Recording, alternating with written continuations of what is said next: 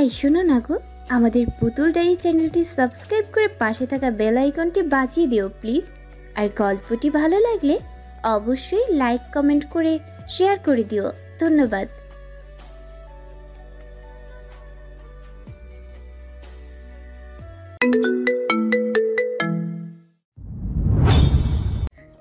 চিৎকারে জোরে থাকা দায় হয়ে পড়েছে সবার। চোরে কাঁদতে কাঁদতে বেহাল দশা। আয়ুষ বাবাই, আমার বেটার কি হলো? দে না ওকে আমার কাছে। না, দেব না, একদম দেব না আমার পঙ্খিকে। তোমরা কেউ ওর ভালো চাও না, কেউ ওকে পছন্দ করো না, মেরে ফেলতে চাও ওকে। আমি থাকতে তা হবে না বলে আবার ব্যস্ত হলো পঙ্খিতে। কাতর কণ্ঠে ঠেলে ঠেলে তাকে ডাকতে লাগলো। পঙ্খি, ওঠ ওঠ পঙ্খি, চুপ করে থাকিস না প্লিজ। আমি সরি, সত্যি বলছি, সরি সরি সরি। আর রাগ করবো না তোর উপর। ওঠ না, হ্যাঁ ওঠ। তুই জিজ্ঞেস করেছিলি আমার কষ্ট কোথায় হচ্ছে। এই দেখ দেখ, আমার বুকে ব্যথা করছে খুব পঙ্খি, আমার বুকটা ছিঁড়ে যাচ্ছে পঙ্খি, উঠ না। কোথায় পঙ্খি, কোথায় তার সারা? সে তো নিথর হয়ে পড়ে রইল আয়ুষের কোলে। কেউ চেয়েও এগোতে পারছে না আয়ুষের কাছে। এগোতে গেলে সে হিংস্র দৃষ্টি নিক্ষেপ করছে সে আয়ুষে। আর্তনাদ ধীরে ধীরে কান্নায় পরিণত হচ্ছে যেন। সবাই যেন আজ অন্য এক আয়ুষকে দেখছে। তার চোখে জল, বুক ভরে কাউকে চাওয়ার আর্তনাদ। সবাই অবাক চোখে দেখছে তাকে। কি একটা অদ্ভুত পরিস্থিতি। এরা দুজন দুজনকে পাগলের মতো ভালোবাসে, কিন্তু গোপনে। পৃথিবীর বাকি লোকগুলো এদের এমন কোন অবস্থা না দেখলে বুঝতেই পারবি না কতটা ভালোবাসা মিশে আছে তাদের অপ্রকাশিত ভালোবাসার গল্পে। না ব্যক্ত করছে নিজেদের মধ্যে, আর না অন্য কাউকে জানিয়েছে। পরিস্থিতি দুজনকে দুদিক দিয়েই ঘিরে ধরলো যেন। এত ভালোবাসার পরও একজন আরেকজনের কাছে প্রকাশ করতে পারছে না। কোনো না কোনো টানাপোড়েন থেকেই যায় শেষমেশ। কারোর হয়তো ম্যাচুরিটির কারণে, আবার কেউ হয়তো বিপরীত দিকের মানুষটির প্রতি অভিমান করে। কিন্তু কেউ কারোর একটুখানি যন্ত্রণা সহ্য করতে পারলো না। কি হয়েছে না জেনে আয়ুষের জন্য ছুটে এসেছে পঙ্খি, ঠিক যেমনটি রজকিনীর কাহিনী। কিন্তু তার ভাগ্য রজকিনীর মতো নিষ্ঠুর নয়। সে আয়ুষকে প্রাণপণে ফিরে পেয়েছে। আয়ুষের পাগলামি যেন সময়ের সাথে সাথে বাড়তেই আছে। কাউকে ধরতে বলতে দিচ্ছে না পঙ্খিকে, নিজের সাথেই ধরে আছে যেন। ছেড়ে দিলেই কেউ নিয়ে যাবে তাকে। হসপিটালে না সম্ভব হয়নি পঙ্খিকে, অজ্ঞাতা ডাক্তারকেই আসতে হলো বাড়ি বয়ে। অনেক বোঝানোর পরেই শুধু ডাক্তারকেই যেতে দিল পঙ্খির কাছে। মাথার পেছনের দিকটা ওয়াশ করিয়ে ব্যান্ডেজ করিয়ে দিল ডক্টর। আয়ুষ উদ্গ্রীব হয়ে জিজ্ঞেস করলো, আমার পঙ্খি চোখ কেন মেলছে না ডক্টর? ও ঠিক হয়ে যাবে তো? ডাক্তার মুচকি হেসে বলল, আপনি চিন্তা করবেন না মিস্টার চৌধুরী, উনি ঠিক আছে, সিরিয়াস কিছু হয়নি, মাথায় ফেটেছে একটু, সময় মতো ডিসিশন নিলে ঠিক হয়ে যাবে। আর মানসিক চাপের কারণে জ্ঞান হারিয়েছে বলতে গেলে, জ্ঞান ফিরবে একটু পরেই, খেয়াল রাখবেন ওনার। ডাক্তার চলে গেল। চড়ুই দূর থেকে মুখে আঁচল গুজে কাঁদছে। মেয়েটার এই অবস্থা একটু ছুতেও পারছে না তাকে। দইল যেন আয়ুষের কাণ্ডে ভয় তটস্থ। সব যখনই শান্ত তখনই মিনমিনিয়ে বলল, আয়ুষ বাবাই, মামনিকে এবার ওর রুমে নিয়ে যা, রেস্ট করুক। সাথে সাথে উদ্বিগ্ন হয়ে আয়ুষ আর একটু নিজের সাথে জড়িয়ে নিল পঙ্খিকে। বলা, না, কোথাও যাবে না আমার পঙ্খি, আমার কাছেই থাকবে ও। যাও তোমরা সবাই, চলে যাও। বিপাশা বলতে নিল, এটা কি করে হয় বাবাই? পঙ্খি তোর ঘরে? বললাম তো আমার পঙ্খি এখন আমার কাছেই থাকবে। যাও তোমরা সবাই, পঙ্খিকে রেস্ট নিতে দাও একটু। সবাই একে অপরের মুখের দিকে চাওয়াচাই করল। আরুষের কথার পরিপ্রেক্ষিতে এই মুহূর্তে কিছুই বলার সাহস খুঁজে পেল না কেউই। তবুও কুহু আস্তে করেই বলল, আয়ুষ ভাইয়া, আমিও একটু বোনের কাছে থাকি। আয়ুষের মন গলল কিনা জানা নেই, তবে এবার আর চেঁচিয়ে নয়, স্বাভাবিক স্বরে বলল, তোর নিজেরও শরীর ঠিক নেই কুহু, রেস্ট কর গিয়ে। ভাবিস না আমি একাই যথেষ্ট আমার পঙ্খে খেয়াল রাখতে? সারাটা জীবন আগলে রাখবো ওকে, তাও ও চাইলেও আর না চাইলেও। নীরবে একে একে প্রস্থান করলো সকলে। চড়ুই যেতে চায়নি, আবির বেশ জোর করে নিয়ে গেল তাকে। রয়ে গেল শুধু আরুষ। অনুতাপের আগুনে সেও কি পুড়ছে একটু? হয়তো পুড়ছে, আবার হয়তো না। কাজটা ভালো করিসনি ভাই, একদম ভালো করিসনি। আয়ুষের শান্ত কণ্ঠের কঠিন কথাটা শুনে তার দিকে দৃষ্টি দিল আরুষ। নিজেও বুঝতে পারছে কাজটা সে ভালো করেনি, কিন্তু পঙ্খিও তো ভুলই করেছে, তাই না? ভাই আমি আসলে বুঝতে পারিনি ওর এতটা আমি ভেবে দেখেছিস আমার কেমন লাগছে এখন? পঙ্খির জায়গায় এখন যদি কুহু থাকতো, কষ্ট হতো না তোর? লজ্জায় মাথা নুইয়ে ফেলল আরুষ। আরুষ সত্যি নিজের কাজের জন্য অনুতপ্ত সে।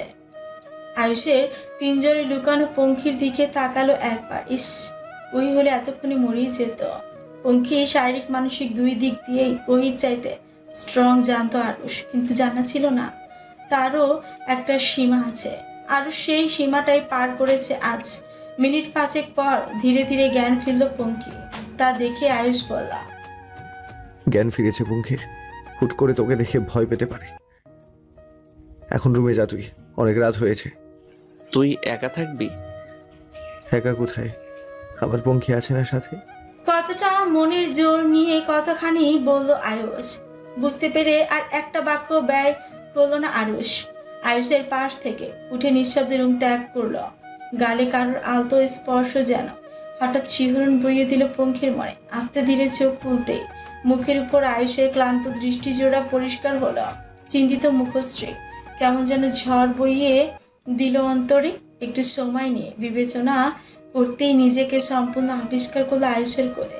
নিস্তব্ধ অবস্থায় হঠাৎ আয়ুষের কি হলো জানা নেই, কেমন যেন উতলা হয়ে উঠলো। তড়িঘড়ি করে মুখ গুজলো পঙ্খির কাঁধে, নিজের দু হাতে জড়িয়ে নিল পঙ্খির গাল, নিজের দু হাতে জড়িয়ে নিল পঙ্খির গলা। ফুপিয়ে কেঁদে উঠল বাচ্চাদের মতো করে।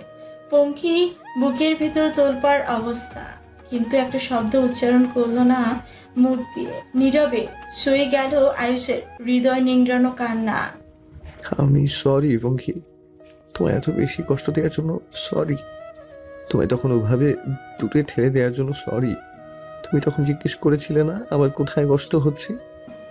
অগোছালো ভাবে পঙ্খি ডান হাতটা তুলে নিয়ে নিজের বুকের বাঁ পাশটা চেপে ধরে বলল, এই দেখো, এইখানটায় খুব কষ্ট হচ্ছে আমার। খুব খুব বেশি কষ্ট হচ্ছে পঙ্খি। মনে হচ্ছে কেউ অদৃশ্য ছুরি চালাচ্ছে বুকে।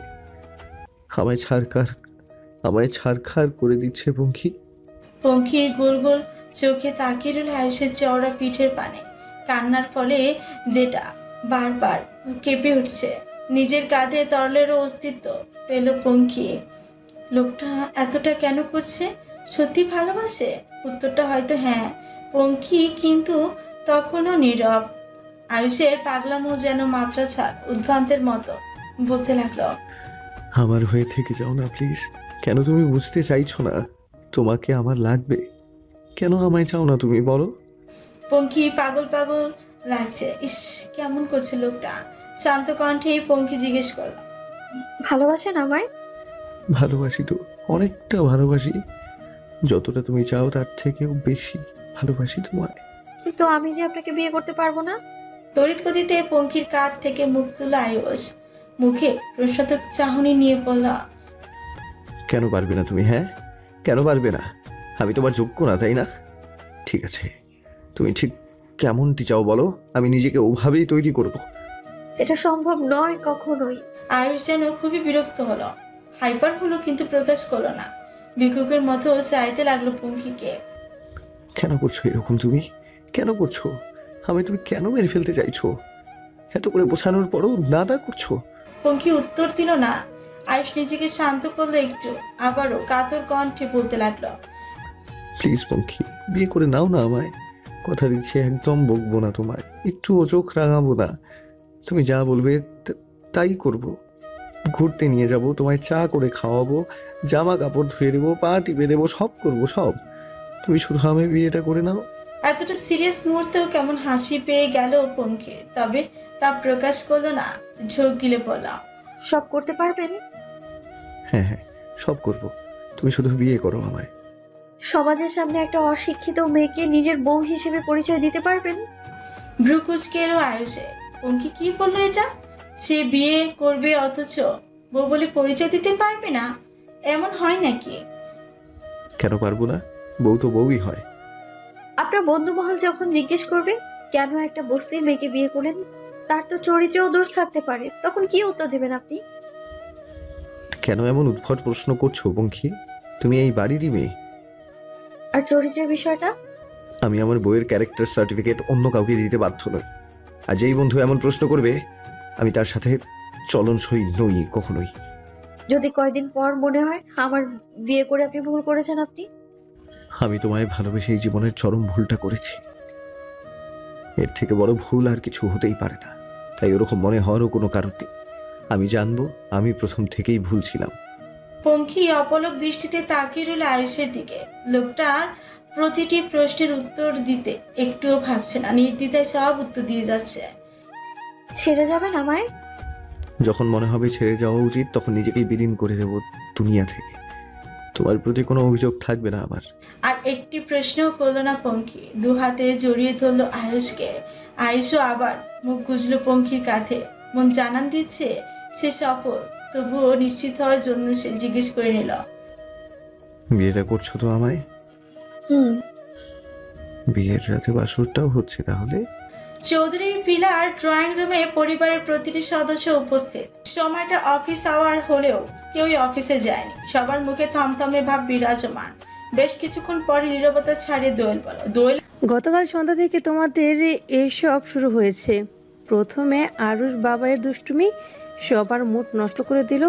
সেই সমস্যার সমাধান ঘটল রাত প্রায় 11টায়। মাঝখানে সময়টুকু শুধু শুধু কোমাউনিকে কষ্ট পেল, অথচ আর ওর দোষ রয়েছে যে সে কখনো কাউকে জানায়নি। এতটা রাত করে এদের দুজনের সব ঠিক হলো, তারপরে বেঁকে বসলো পঙ্খী মামুনি। আয়ুষ বাবাই অসুস্থ হলো, এদিকে আরুষ বাবাই কি করলি? রাগের মাথায় পঙ্খী মামুনিকে আঘাত করে বসলি। শুধুমাত্র আমার বোন বলে চুপ করেছিল। আজ বোনের জায়গায় যদি আমি থাকতাম তোকে আমি কষিয়ে দুটো থাপ্পড় দিতাম। এর কথা আর দৌলতে মাথা নুয়ে ফেলো আরুষ বলল, আমি সত্যি লজ্জিত বিষয়টির জন্য। তখন আমার মাথা ঠিক ছিল না। ভাইয়ের কি না কি হয়েছিল ভেবেই আমি তো ক্ষমা চেয়ে নিয়েছি পঙ্খির কাছে। আরুষের কথা শুনে দোয়েল আর চোখে তাকালো পঙ্খির দিকে।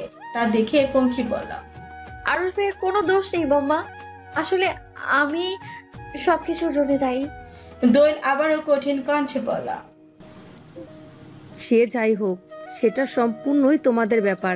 আসল কথায় ফিরি তো, কাল প্রায় 7টা রাতে সবাইকে ততষ্ট রেখে আজ সকাল হতে না হতেই তোমরা 4 জন এসে বলছো তোমাদের একে অপরকে বিয়ে করতে কোনো সমস্যা নেই, আমরা যেন বিয়ের ব্যবস্থা করি, তাই তো? কণ্ঠের ধাঁচ খুব একটা সুবিধার লাগছে না কারোরই। একটু আগেই দোয়েল চড়ুই আবির নিবিড় মিলে টানা 8 ঘন্টা সলা পরামর্শ শেষ করে এসেছে। তাদের মিটিংয়ে কি সিদ্ধান্ত হয়েছে তা ঠিক কারোরই মাথায় ঢুকছে না। কুহু পঙ্খী একে অপরের দিকে আর চোখে তাকালো। কুহু চোখের ইশারায় করুণতা প্রকাশ করলো। বেশ, পঙ্খীরও ঠিক তেমনই অবস্থা। আমরা সিদ্ধান্ত নিয়েছি, কাল থেকে তোমরা যা যা করছো তার জন্য তোমাদের 4 জনের মধ্যে কাউকেই ছাড় দেওয়া হবে না। তাই তোমাদের কাছে আমার 2টো অপশন রাখছি, এর মধ্যে থেকে যে কোনো একটা তোমাদের বেছে নিতে হবে। গলা শুকিয়ে আসছে 4 জনেরই। কি না কি শর্ত রাখে দোয়েল। সে দেরি করলো না, শান্ত কণ্ঠে স্বল্প সময় বাজ ফেললো 4 জনের মাথায়। অপশন 1, তোমাদের বিয়ে হবে তবে তোমাদের ইচ্ছেতে নয়। আরুষের সাথে পঙ্খির আর আয়ুষের সাথে কুহুর। কি? উপস্থিত সবার মুখ থেকে একত্রে এই একটা কথাই শুনে একে অপরের দিকে ভাবলার মতো তাকিয়ে রইল সবাই। দোয়েল কারোর কথার অবস্থায় তোয়াক্কা করলো না বল। আর অপশন 2, আমরা তোমাদের 4 জনকে আলাদা করে বিয়ে দেব। আগামী 1 সপ্তাহের মধ্যে আরুষ আয়ুষের জন্য অন্য 2টো মেয়ে খুঁজতে হবে, আর কুহু পঙ্খির জন্য সম্পূর্ণ নতুন 2টো ছেলে খোঁজা হবে। সব ঠিক হলে আগামী 1 মাসেই মধ্যেই তোমাদের 4 জনের একই দিনে বিয়ে হবে। কাজী সাহেব আসবেন, 2টো নয় বরং একসাথে 4টা বিয়ে পড়াবেন। এইবার সিদ্ধান্তটা তোমাদের। তোমরা জানাও বাড়িতে 2টো বিয়ে চাও নাকি 4টে বিয়ে। বদ্ধ রুমে এপাশ থেকে ওপাশ পায়চারি করছে আয়ুষ। ডিভানের উপর চিন্তিত ভঙ্গিতে বসে আছে আয়ুষ। খাটে কুহু আর পঙ্খী। কার্নিশে হেলান দিয়ে চোখ বুজে আছে পঙ্খী, আর কুহু আরামসে বসে চিপস খাচ্ছে। সবটা হয়েছে শুধু এই পঙ্খির জন্য। আয়ুষের কথাখানা শুনে ভ্রু কুচকে তাকালো পঙ্খী। শুধু আমার জন্য? আয়ুষ চেতে চেতে কণ্ঠে বলল, তোর কার জন্য শুনি? কি দরকার ছিল এত নাটক করার?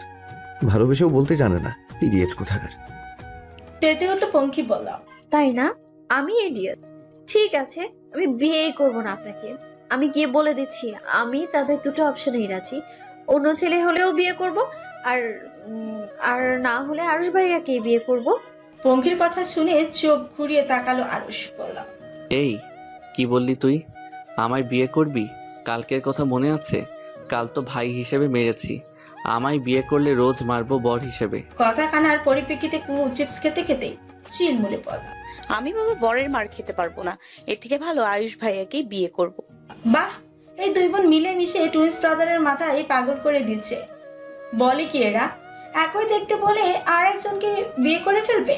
আয়ুষ উঠে দাঁড়িয়ে গেল। এবার চিচিয়ে বলো, কি শুরু করেছিস কি তোরা? বললেই অন্য আরেকজনকে বিয়ে করে ফেলা যায়? কি? পঙ্খিও চেঁচিয়ে বলে উঠল, বারে, আপনি তো বললেন সবটা আমার জন্য হয়েছে, তাহলে এখন আবার আমায় কেন বিয়ে করতে চাইছেন? আয়ুষ আবার উদ্যত হলো কিছু বলার জন্য, তবে থেমে গেল একটা কণ্ঠ শুনে। আরে তোমরা কি শুরু করেছো এসব? আমি যে এখানে আছি তা তো কারো মনেই নেই। বারান্দার দরজার দিকে তাকাতেই চোখে পড়লো অরাইজাকে।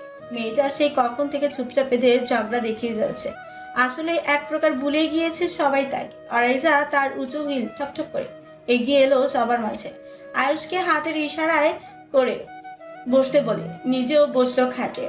পায়ের উপর পা তুলতে তুলতে বলল, সবাই মাথাটাকে ঠান্ডা করো, এটা নিজেদের মধ্যে ঝগড়া করার সময় নয়।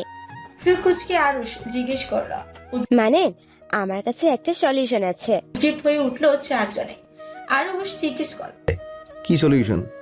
মানে তোমরা এখন বাড়িতে সবাইকে জানাবে যে তোমরা বিয়েতে রাজি।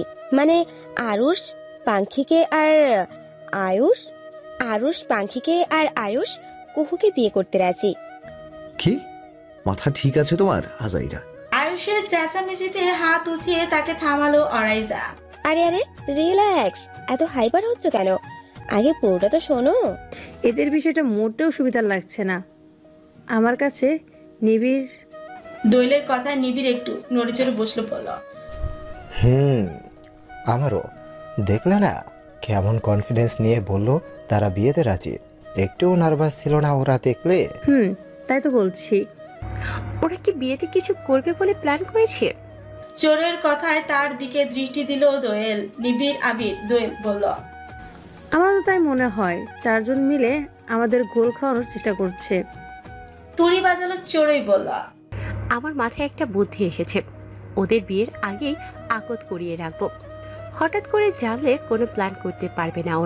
ভ্রুজোড়া বিরক্তিতে কুঞ্চিত হল আবিরের। হালকা তেতে বলল, এই তোমরা কি শুরু করেছো? একটু লজ্জা করছে না? আরে ওরা তো আমাদের নিজেদেরই ছেলে মেয়ে, একটু তো লজ্জা থাকা উচিত। কেন শুধু শুধু চারজনকে কনফিউজ করছো তোমরা? ঝাড়া দিয়ে উঠলো চোরই। বলল, আরে রাখো তো তোমার লজ্জা দেখাচ্ছে উনি। হাফ প্যান্ট পরে বিয়ে করতে বসালো, আবার নাকি লজ্জা আছে তার। ওদের তো এমনি এমনি ছাড় দেওয়া যাবে না, কালই একটা ছোটখাটো পরীক্ষা নেওয়া যাবে। 4 দিন পরে বিয়ে দিন ধার্য করা হয়েছে। আরুষ, আয়ুষ, কুহু, পঙ্খী এবং অরাইজার গতকালই রাতে প্ল্যান হয়েছে আজ সবাই মিলে শপিং এ যাবে। প্ল্যান মতো হলো সব। বাড়ির ছোটরা সবাই মিলে শপিং সেরে মাত্রই বাড়িতে এসে ঢুকলো। ড্রয়িং রুমে সোফায় বসে থাকা একজন মুরব্বীকে দেখে চিনতে পারলো না কেউই। তবে সম্মানের খাতিরে পঙ্খী প্রথমেই গিয়ে মুখে সালাম দিল লোকটাকে। এরপর কুহু একই কাজ করলো। হাতে অনেকগুলো শপিং ব্যাগ নিয়ে মাত্রই ঢুকলো আরুষ, আয়ুষ, সাথে বাকিরা। সবাই উপস্থিত হতে চোরই হাঁপ ছাড়ল। আমাকে একটু হেল্প করবে এসব? কুহু ও নির্বেজাল মনে এগিয়ে গেল তার মায়ের কাছে। বলো মাম্মা। বলছি দাঁড়া। পঙ্খী মামুনি। বলো মা। সাবলীল কণ্ঠের উত্তর পেয়ে চোরই নিশ্চিত হয়ে নিল কে কুহু আর কে পঙ্খী। কায়দা করে দইল নিশ্চিত হয়ে নিল কে আরুষ আর কে আয়ুষ। সব যখন ঠিকঠাক তখনই সোফায় বসা মুরব্বিটা হেসে বলে উঠলেন, এরাই তাহলে পাত্রপাত্রী? পাশেই নিবিড় বসা ছিল। সবিনয় ভাবি বলল, জি কাজী সাহেব, এরাই। তাহলে আর কি, দ্রুত তৈরি হয়ে আসতে বলো ওদের। মায়ের হাতে বন্দি আয়ুষ ফ্রুকুচকে জিজ্ঞেস করলো, এখন তোমাদের চারজনকে ঘরোয়াভাবে আকটটা হয়ে যাবে, মানে বিয়ে আর কি। আর 4 দিন পর অনুষ্ঠান হবে। মাথায় যেন পুরো আকাশটা ভেঙে পড়লো আয়ুষ, আরুষ, কুহু, পঙ্কি। কি শুনছে এটা? একে অপরের দিকে অবাক চাউনি নিক্ষেপ করলো। অর্থাৎ এইটা তো তাদের প্ল্যানে ছিল না। তাহলে কি করবে কিছুই মাথায় আসছে না। আরুষ বলতে নিল, এইভাবে হঠাৎ করে বিয়ে, মানে আগে তো জানানো হয়নি। দোয়েল দিল এক ধমক, সবকিছু তোমাদের জানার জন্য প্রয়োজন বোধ করি না। আজ মনে হলো এটা করা উচিত, তাই করছি। আরুষ, পঙ্খী আর আয়ুষ, কুহুর বিয়েটা আজই ধর্মমতে হবে, এটা আমাদের শেষ কথা। আয়ুষ তেতে বলতে নিল, কিন্তু মা। আর একটা কথাও নয়, বোন যা মামুনিদের তৈরি করে নিয়ে আয়। আরুষ বলতে নিল। দোয়েল দিল ধমক। আয়ুষ বলতে নিল। চোরই যেন অক্ষরে অক্ষরে পালন করলো বোনের কথা। 2 হাতের বেষ্টিতে 2 মেয়েকে নিয়ে রওনা দিল রুমের দিকে। বিপাশাকে বলল, আমাকে একটু হেল্প করবে এসো ভাবি? বিপাশা এগিয়ে গেল। কুহু নির্দ্বিধায় হাঁটছে। পঙ্খির মুখে একটু চিন্তার ছাপ ফুটেছে অবশ্য। সে যেতে যেতে কিছু একটা ইশারা করে বোঝা। বেশ বেগ পেতে হলেও তা বুঝে নিতে আয়ুষের। আরুষের দিকে তাকেও দুজনেই একটা ইনোসেন্ট মার্কার লুক দিল। মুখ দেখে মনে হলো যেন দুজনেরই মন একত্রেই বলে উঠল, শালার টুইনস হয়ে যত সব বিপদে পড়েছি, বউটাও বদলানোর জোর করেছে। টুকটুকে লাল রঙের 2 মণিপুরি শাড়ি পরে এগিয়ে এলো 2 মানবী। একজন নিয়ে বসিয়ে দিল আরুষের পাশে, আরেকজনকে আয়ুষের পাশে। বিয়ের কাজ প্রায় শুরু হলো বলে সবার মধ্যে একটা খুশি খুশি ভাব বিরাজ করছে। সুবর্ণ এসে টুক করে কয়েকটা পোজে ছবি ক্লিক করে নিল 2 হবু দম্পতি। এসবের মাঝে পঙ্কি ফিসফিস করে পাশে জিজ্ঞেস করলাম, কাজ হয়েছে? ভেরি টাফ ছিল, তবুও লুকিয়ে আমি আর ভাই নিজেদের মধ্যে চেঞ্জ করে নিয়েছি। তোমরা আবার করনি তো? না, তাহলে সব ঠিকই আছে তাই না? কাজী সাহেব গলা খাকারি দিয়ে বলে উঠল, তাহলে এবার বিয়ের কাজ শুরু করা যাক। হ্যাঁ, কেন নয়, সবই ঠিকঠাক। সবকিছুর সবার প্ল্যান মতোই হয়েছে, তবুও কেন যেন একটা ভয় কাজ করছে আয়ুষের মনের ভেতর। পাশে থাকা সুন্দরী রমণীর দিকে ফিরে দেখার সময় পেল না যেন। কপাল বেয়ে নিজের অজান্তে চিকন ঘাম দিচ্ছে পঙ্কির। কিন্তু কেন?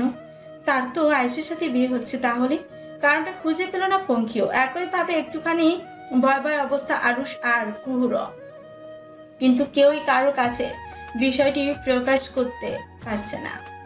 এই কেমন ফ্যাসাদে পড়লো 4 জন। পরিবারের থেকে লুকিয়ে এমন একটা কাজ করার কারণে হয়তো এমনটা লাগছে। আয়ুষের অবস্থা দেখে দোয়েল চোখের ইশারাতে মিটমিট করে হাসলো। বাকিদের দিকে তাকে দেখলো, সবারই একই অবস্থা। আহারি ছেলে 2 মেনেই হয়তো নিতে পারছে না নিজের ভাইয়ের সাথে পছন্দের মানুষের বিয়ে। একটু যেন দয়া হলো চোরে। চোখের ইশারায় দোয়েলকে কিছু একটা বোঝাতে দোয়েল এগিয়ে গেল আরুষের কাছে। পেছন থেকে গিয়ে দুজনকে আস্তে করে বলল, কি ব্যাপার আরুষ বাবাই, খুব চিন্তিত দেখাচ্ছে তোরে? আরুষ মেকি হাসার চেষ্টা করলো। বুঝতে দেওয়া যাবে না সে আরুষ নয় আয়ুষ। বলল, কই এমনি। মিটিমিটি হাসলো দোয়েল। না আর নয়, এবার সত্যিটা বলেই দেওয়া যাক। চিন্তা করিস না, ঠিক মানুষ তোর পাশে আছে। আরুষ যাকে ভালোবাসে কুহুরও আছে। পাশাপাশি বসে থাকা 2টি মানবীর মাথায় যেন এক টুকরো ছাদ ভেঙে পড়ল। তার মা এটা কি বলল? পাশেটা কুহু। কাজী সাহেব মাত্রই বিয়ে পড়ানো শুরু করেছিল। তখনই আয়ুষ তড়িৎ গতিতে উঠে দাঁড়িয়ে হতভাগ কণ্ঠে আঙুল তাক করে বলল, ও কুহু। কুহু যেন বিস্ময় উঠে দাঁড়িয়ে গেল, বলে উঠল, তুমি আয়ুষ ভাইয়া। কি যে একটা হট্টগোল ব্যাপার। ভুল মানুষের সাথে বিয়ে দেবে বলে আয়ুষ নিজেদের মধ্যে পরিবর্তন করে নিল, যাতে বড়দের নির্বাচন করা কুহু পঙ্খী তাদের সাথেই থাকে। অথচ তারা বুঝতেই পারেনি তাদের মা বাবার অতি সন্তর্পণে তাদেরই পছন্দ করা পাত্রীকে তাদের সাথে বিয়ে দিবে। আর তা জানানো হলো একেবারে বিয়ে শুরু হওয়ার সময়। বড়রা জানে না আয়ুষ নিজেদের মধ্যে পরিবর্তন করেছে। এদিকে আয়ুষ কুহু পঙ্খিও জানে না তাদের বাবা মা তাদের পরিবর্তন করে নিয়েছে। অবশেষে বিষয়টা কি দাঁড়ালো? ঘুরে ফিরে পঙ্খি এসে পড়লো আয়ুষের পাশে আর কুহু আয়ুষের পাশে। বিষয়টা যেন মুহূর্তে সবার জানা হয়ে গেল। বিশাল এক আলোচনা সমালোচনার পর রাগান্বিত কণ্ঠে চড়ে বলে উঠল, ব্যাস, অনেক হয়েছে এসব। তোমরা চারজন বাড়াবাড়ির চরম পৌঁছে গিয়েছ। আমাদের কথা অমান্য করেছ। আমাদের এই গোল খাওয়ানোর কথা মাথায় এলো কি করে? নিজেদের মধ্যে পরিবর্তন করালে এত বড় ছল! ছি! চড়ে থামতেই দোয়েলও একই সুরে বলে উঠল, আর কোনো ছাড় নয় তোমাদের। এবার আমরা যা বলবো তাই করবে তোমরা, আর তাই এক্ষুনি ভেবেছিলাম তোমরা যাকে চাও তাদের সাথেই বিয়ে দিব তোমাদের কাজের জন্য একটুখানি বোঝাতে চাইছিলাম তোমাদের, কিন্তু তোমরা চারজন একের পর এক বেয়াদবি করেই যাচ্ছ। আর নয়, এবার আমরা সত্যি সত্যি কুহুর সাথে আয়ুষের আর পঙ্খির সাথে আরুষের বিয়ে দেব, আর কোনো সেকেন্ড অপশন নয়। একের পর এক বাজ ফেলে যাচ্ছে পাখিরা, আর এইদিকে ছোট্ট টুইন্সরা বিপদ থেকে উঠতেই পারছে না। কি যে একটা পরিস্থিতি! বুকের ভিতর যেন কেউ কামড়ে ধরলো পঙ্খির। কাতর দৃষ্টিতে আয়ুষের দিকে তাকাতে চোখে পড়লো তার অসহায়ত দৃষ্টি জোড়া। দিশ হারালো কুহ ও আরুষের দিকে তাকানোর মতো দম তার নেই। লোকটা যে ঠিক নেই তা না বোঝার কিছুই নয়। কুহ এগিয়ে যেতে নিতেই চড়ুইকে বলতে লাগলো, মামা প্লিজ বোঝার।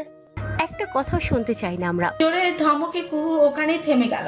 দোয়েলের কাট কাট কণ্ঠে জবাব দিল, হ্যাঁ, কেউ আর কিছু বলবে না। অভাবনীয় এক কাজ করে বসলো পঙ্খী। ছুটে গিয়ে ফ্লোরে জাপড়ে ধরলো দোয়েলের পা জোড়া। অশ্রুন সিক্ত নয়নে বলল, বম্মা তোমার পায়ে পড়ি প্লিজ, এমনটা করো না। আমি আয়ুষকে ভীষণ ভালোবাসি। আমি পারবো না আরুষ ভাইকে বিয়ে করতে। উনি তো আমার বড় ভাইয়ার মতোই দেখেছি আমি তাকে। প্লিজ তুমি এত বড় শাস্তি দিও না আমায়। হতবিহ্বল হয়ে তাকিয়ে রইল দোয়েল। সবাই ভাবতেও পারেনি পঙ্খী হঠাৎ এমন একটা কাজ করবে। হঠাৎ আয়ুষ এসে জোরে, আমি তোমায় ছাড়বো না পঙ্খী, তোমাকে আমি ছাড়া আর কারোর হতেই দেবো না, কখনোই না। টেনে তুলো পঙ্খীকে। সবার সামনে তাকে চেপে তুলো নিজের বুকের সাথে। চোখ বন্ধ করে ঘন ঘন নিঃশ্বাস ফেলতে লাগলো আয়ুষ। বুকের ভেতরের যন্ত্রণাটা যেন হাজার গুণ কমিয়ে এলো একটু আগে থেকে। আবারও একবার নিশ্চিত হয়ে নিল এই মেয়েটা তার সকল রোগের নিরাময়। একে ছাড়া আয়ুষের চলবে না, কিছুতেই চলবে না।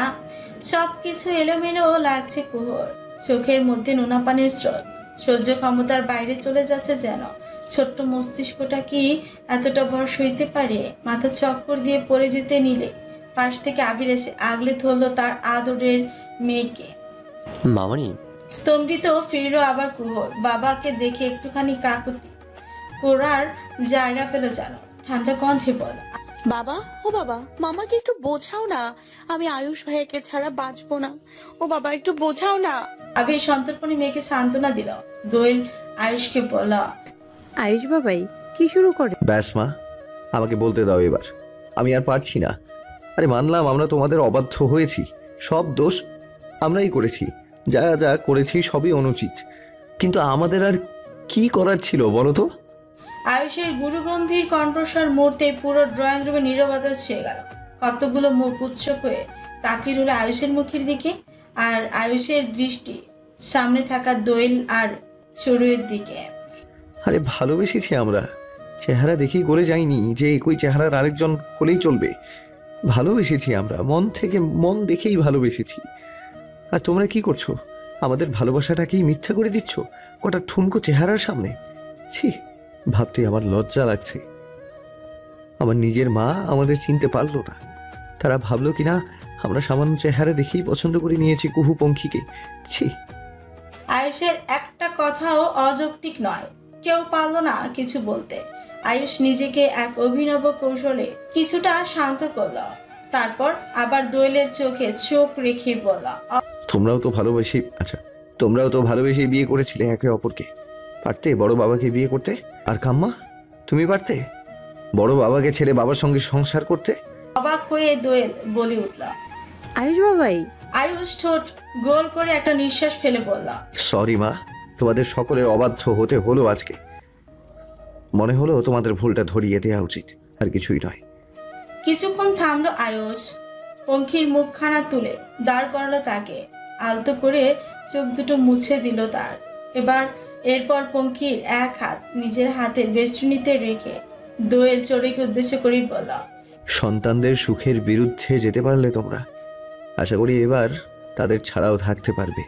আর ছোট মা, এতগুলো বছর তো তোমার এই মেয়েটাকে ছাড়াই ছিলে, এবারও আগের বারের মতো ভেবে নিও তোমার কুহু ছাড়া আর কোনো সন্তান নেই। আমি ওকে ঠিক সামলে নেব। আসছি আমরা। রেজিস্ট্রি পেপারে সাইন করে মাত্র ধর্মমতে কবুল করে একে অপরের হলো আরুষ, কুহু আর আয়ুষ পঙ্খী। দুটো চারটে প্রাণ যেন মিলিত হলো আবারও এক পবিত্র বন্ধনে। গোপন মনের মিলন এবার প্রকাশ্যে পেতে চলেছে যেন। আর কোনো বাধা নয়, না কোনো বিপত্তি। পূর্ণতার দোরগোড়ায় করা নাড়ল নতুন টুইন্সদের জীবন। সন্তানদের জেদের কাছে হার মানল বাবা মায়েরাও। সন্তান ছিন্নের যন্ত্রণায় 19টি বছর কষ্ট করেছে চড়ুই। আজ সেই সন্তানকে ফিরে পেয়েও হারিয়ে ফেলার শক্তি তাহার নেই। তাই তো কান্নায় জর্জরিত হলো সে যখন আয়ুষ তার ফুলটাকে আবারও নিয়ে যাচ্ছিল।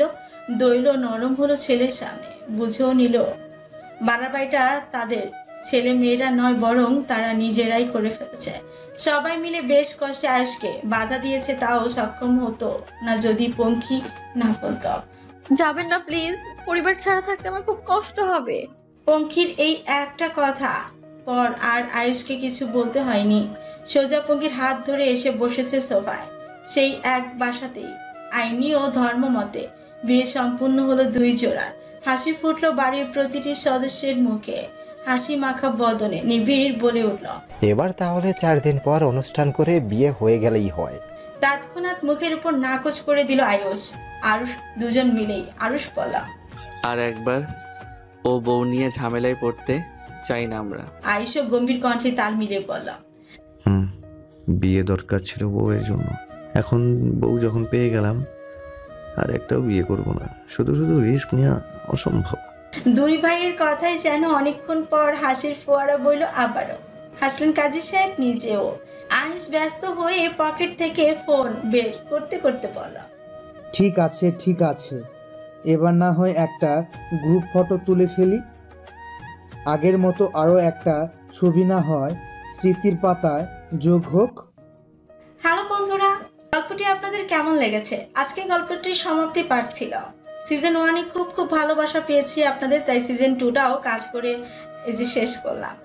এবার গল্পের আরেকটা সিজন 2 আসতেছে, আশ্রিত মেয়ে যখন ডক্টরের সুন্দরী বউ। এই গল্পটার সিজন 2 নিয়ে আসছি খুব শীঘ্রই।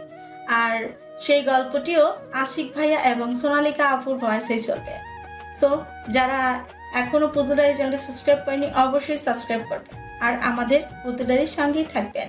লাইক অবশ্যই করবেন, কমেন্ট করে আপনার মূল্যবান মতামত আমাদেরকে জানাবেন। পুতুল ডায়েরির সঙ্গেই থাকবেন, ভালো থাকবেন, সুস্থ থাকবেন। আল্লাহ হাফেজ।